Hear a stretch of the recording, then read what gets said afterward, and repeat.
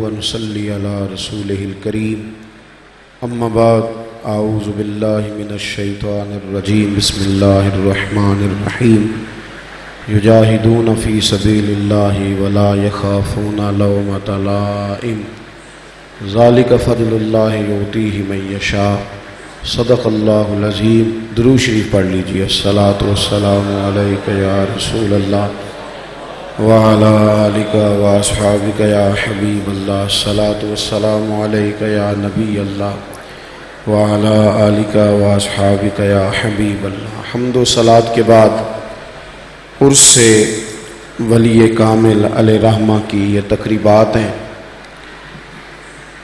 سال کے بعد مختلف لوگوں کے مختلف دن ہوتے ہیں۔ میں اب جلدی دن میں یا مغرب میں کہیں حاضر ہوتا ہوں، جلدی گھر آ جاتا ہوں۔ تو آج میں نے کہا تھا میں بڑی دیر سے آؤں گا، تو چھوٹا بیٹا پوچھتا تھا آج کیا ہے، میں کہ آج میرا تقریریں سنندہ دین ہے۔ اب کبھی کبھار موقع ملتا ہے نا جی، تو یہ سننے کا دن ہے، چونکہ ہم تو یہاں میزبان ہیں بلکہ خدام ہیں۔ تو دو ایک باتیں چونکہ صاحبزادہ صاحب نے اعلان کر دیا ہے، میرا یہ خیال تھا میں صبح بھی یہاں حاضر ہوں، ہم موجود ہی ہیں، یہاں بات ہوتی رہتی ہے۔ دو باتیں میں نے آپ کی خدمت میں عرض کرنی ہے حضرت نباز قوم رحمۃ اللہ علیہ کے تعلق سے۔ کچھ لوگ ایسے ہوتے ہیں جو اپنی زندگی گزارتے تو ہیں، بھرپور نہیں گزارتے۔ وہ جیتے تو ہیں پر بھرپور کر کے نہیں، تھکی باتیں کرتے ہیں، کمزور سا وقت گزارتے ہیں۔ ان کے پاس سے جب آپ کو خبر ملتی ہے تو الا ماشاء اللہ اکثر کوئی پریشانی کی خبر ملتی ہے۔ ہمارے جو بزرگ تھے نا، انہوں نے زندگیاں گزاری ہیں تو بھرپور زندگیاں گزاری ہیں، یعنی وہ زندہ لوگ تھے تو حرارت کے ساتھ وقت گزارتے تھے، تازہ دم رہتے تھے۔ اعلیٰ حضرت فاضل بریلوی رحمۃ اللہ علیہ، اس کے بعد جتنے فاضل بریلوی رحمۃ اللہ علیہ سے فیض یافتہ لوگ ہیں، آپ ان کو دیکھیں تو ان کی زندگی بھرپور ہے، بھرپور۔ حضرت محدث اعظم رحمۃ اللہ علیہ مسجد تعمیر کی تو لوگوں نے اسے شاہی مسجد کہا۔ اگر انہوں نے پڑھایا تو ان کا دورہ شریف پوری دنیا میں معروف ہوا۔ اگر انہوں نے مناظرہ کیا تو اس کا پورا شہرہ ہوا۔ یعنی کام کرنا جو ہے تو تھکا کام کوئی کیوں کرے؟ آپ کی توجہ ہے میری بات پر؟ حاجی صاحب رحمۃ اللہ تعالی علیہ مزاج کے لحاظ سے فقیر آدمی تھے، سادے گھر میں رہتے تھے، سادہ کھانا کھاتے تھے، سادہ لباس پہنتے تھے، لیکن جو رضائے مصطفیٰ کو پرانا پڑھنے والے ہیں وہ رضائے مصطفیٰ کے پرچے کھول کے دیکھیں۔ جب وہ اداریہ لکھتے تھے تو یوں لگتا تھا کہ یہ وہ صحافی ہے کہ جس کی نظر صرف پاکستان پہ نہیں پوری دنیا کی سیاست پہ ہے، اور تازہ دم وہ کالم لکھتے تھے، اور جہاں رائے دینی ہوتی تھی تسلی کے ساتھ ذمہ داری کے ساتھ دیتے تھے، ڈیوٹی سمجھ کے دیتے تھے۔ اور وہ میدان میں، یعنی ایک آدمی اپنی، حضرت ابو ذر غفاری رضی اللہ تعالیٰ عنہ اپنی طبیعت کے لحاظ سے فقیر آدمی تھے، لیکن اللہ کے محبوب صلی اللہ علیہ وسلم نے فرمایا زمین کے اوپر اور آسمان کے نیچے میرے ابو ذر غفاری سے سچا بندہ کوئی نہیں۔ ہمیشہ اپنی رائے دی۔ حضرت سیدنا امیر المومنین حضرت عثمان غنی رضی اللہ تعالیٰ عنہ کی خدمت میں بھی اپنی رائے پیش کرتے اور احساس دلاتے کہ میں ایک رائے رکھتا ہوں۔ یہ جو ہمارا مزاج بن گیا ہے نا کہ جناب میں ایک مسجد کا مولوی ہوں، میں ایک چھوٹا کارکن ہوں، میں ایک دکاندار ہوں، میں تو ایک عام آدمی ہوں، میری آواز کہاں تک پہنچے گی؟ تو ہماری کوئی رائے تو ہو، ہمارا کوئی نظریہ تو ہو، ہماری کچھ نظر تو ہو۔ ہم اگر کچھ چند ایک کاموں میں الجھ کر رہ جائیں گے تو نقصان یہ ہوتا ہے کہ لوگ کوئی گلی محلے کا تو چھوٹا سا کردار ادا کر پاتے ہیں لیکن ملی سطح پر کوئی فریضہ سر انجام نہیں دے پاتے۔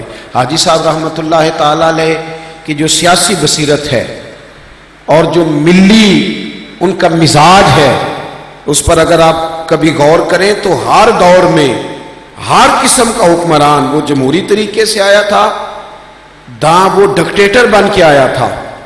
جمہوری لوگ جو ہوتے ہیں یہ ڈرتے ہیں۔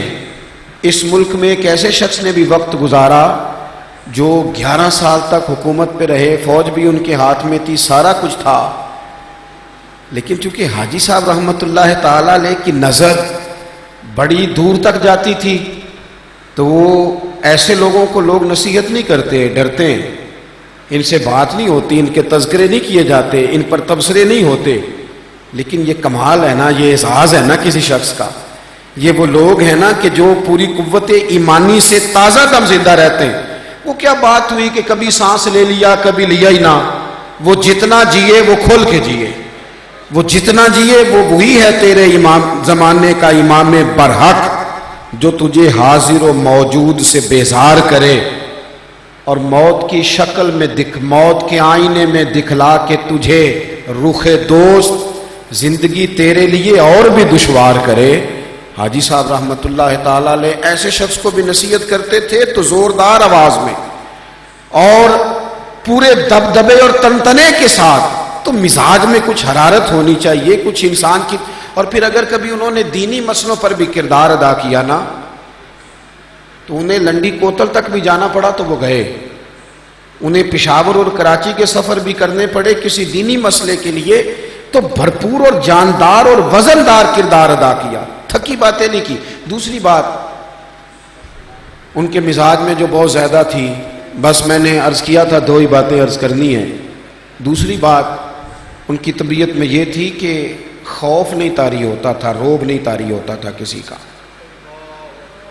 جب چھوٹے سے بندے کا بھی ہم پریشر لے لیتے ہیں نا، چھوٹے سے بندے کا بھی، یعنی کسی نے ذرا سی بات کہہ دی کہ فلانا کام نہ کرنا، تو جو بندہ دو بندوں کا پریشر بھی برداشت نہ کر سکے، وہ بھلا سچی بات اور کھری بات کیسے کرے گا؟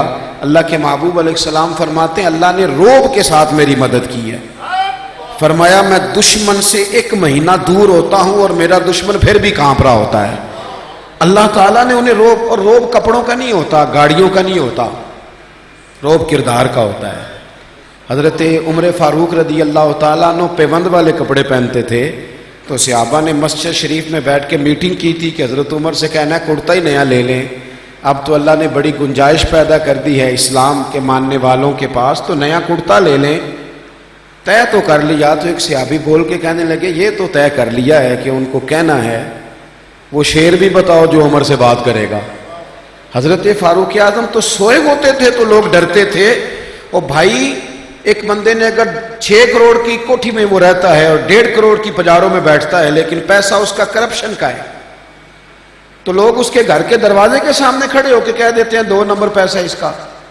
اور ٹوٹی ہوئی کرسی پر ایک چھوٹا سا افسر بیٹھا ہو تو بہت بڑا وزیر بھی اس کے دفتر کے باہر کھڑے ہو کے کہتا ہے یار بندہ بڑا کھڑا ہے، نہ سفارش سنتا ہے نہ پیسے پکڑتا ہے، تو پتہ چلتا ہے کہ روب کپڑوں کا نہیں، روب تو کردار کا ہوتا ہے۔ بڑی پجاروں سے پیر اترے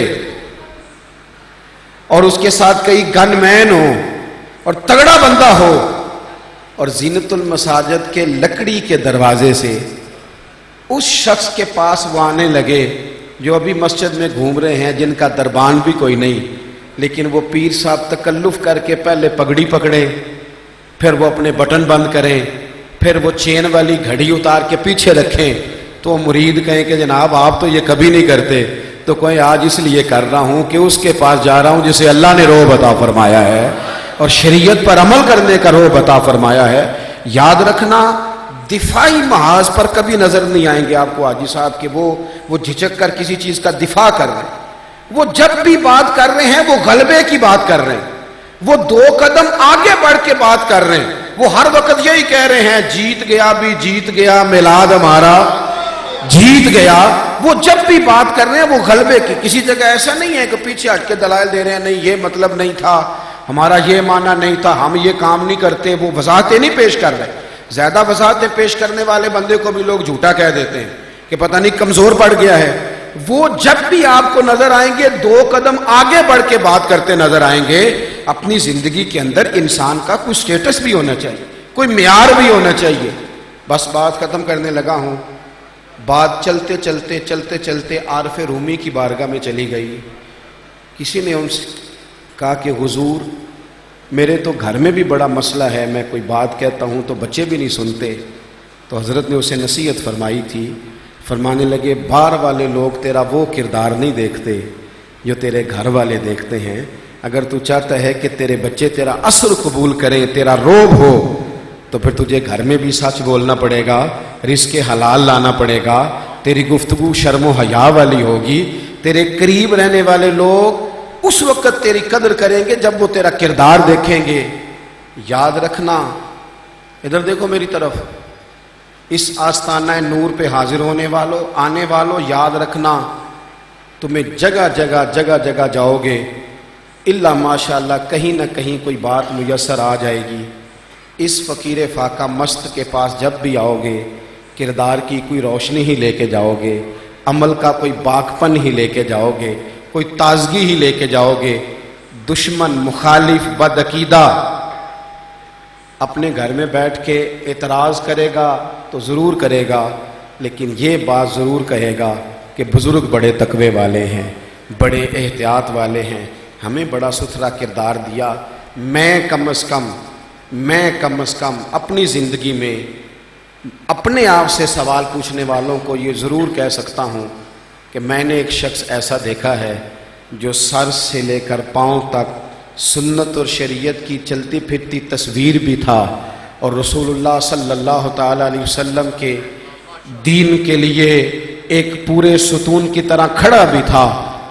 ارد گرد دائیں بائیں کوئی گن مین اور گارڈ کی رم جم تو نہیں تھی، لیکن جب آواز گونجتی تھی تو وہ دور، یہ جو ماہنامہ رضائے مصطفیٰ ہے نا، آج تو بڑی چیزیں ہیں نا لوگوں کو جوڑنے کے لیے، یہ ماہنامہ رضائے مصطفیٰ تھا جس کے پڑھ کے لوگوں کو پتہ چلتا تھا کہ کون سی کتاب چھپ گئی ہے، جسے پڑھ کے لوگوں کو پتہ چلتا تھا کہ اہل سنت کے فلاں بزرگ کے ہاں کسی کا انتقال ہو گیا تو ہم نے تعزیت کرنی ہے۔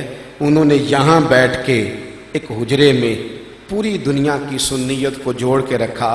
وہ ہمیں سبق دے کے گئے ہیں کہ یہ بیٹھ رہنے کا وقت تو نہیں نا، وقت فرصت ہے کہاں، کام ابھی باقی ہے، نور توحید کا اتمام ابھی باقی ہے۔ آخر دعوانا الحمدللہ۔